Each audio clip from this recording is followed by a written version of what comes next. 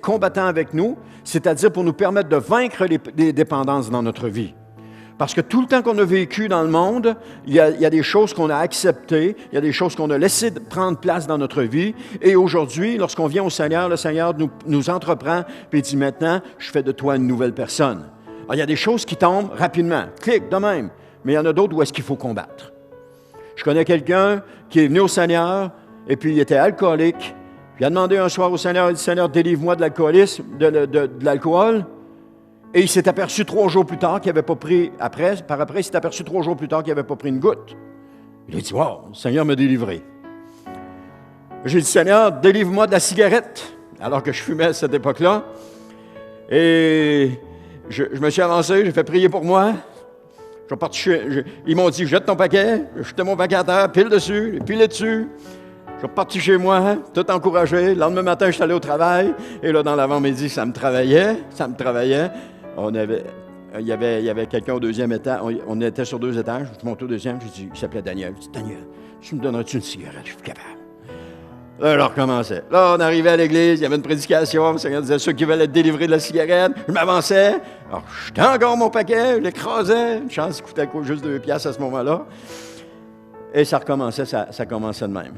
Jusqu'à un moment donné où j'ai dû dire, OK, Seigneur,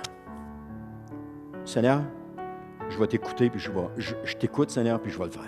Je suis comme ça. Ça me prend toujours plusieurs coups avant d'y arriver. Et puis, j'ai dit, OK, Seigneur, je vais t'écouter, puis je vais le faire. Alors, un matin, le 25 décembre, je me lève, pas parce que c'était le matin de Noël, je me lève. Ma femme, ça faisait 6 mois qu'elle avait arrêté de fumer. Moi, je fumais par la fenêtre dehors. On restait dans le logement, j'ouvrais la fenêtre, puis je fumais dehors. Je ne voulais pas l'incommoder. Et ce matin-là, j'ai pogné ça, j'ai dit, c'est fini. J'ai jeté ça dans la chose. Et dans l'avant-midi, on a eu un appel. C'était ma belle-sœur qui venait d'avoir son bébé. Elle l'a eu le 25 décembre, elle l'a eu dans la nuit du 24 au 25, donc il était un bébé du 25 décembre. Et la pensée qui m'est venue à l'esprit, j'ai dit, ça va me donner un souvenir de savoir quand est-ce que j'ai arrêté. Et là, c'était un combat qui a commencé. Mais j'étais décidé. Le Seigneur m'avait délivré. Il m'avait délivré de la nicotine, il m'avait délivré. Mais pas de l'habitude. Il a fallu que je me batte contre l'habitude. Il y en a d'autres qui sont délivrés comme ça instantanément, puis c'est correct. Écoute, mon père, il fait prier pour lui le dimanche à l'église. Mets ton paquet à terre, épile dessus. Il s'en va le lendemain matin, il peinturait dans des blocs appartements. Fait que c'est lui qui compte ça. Il peinture. Là, il arrête, il accote son rouleau sur le mur. Et, il dit, c'est vrai, je fume plus. Il reprend son rouleau et il continue à peinturer. Lui, ça a été instantané. Il fumait 3 baguettes de cigarettes par jour. Là. Il ne s'allumait pas avec ses tops, mais bien juste. Là.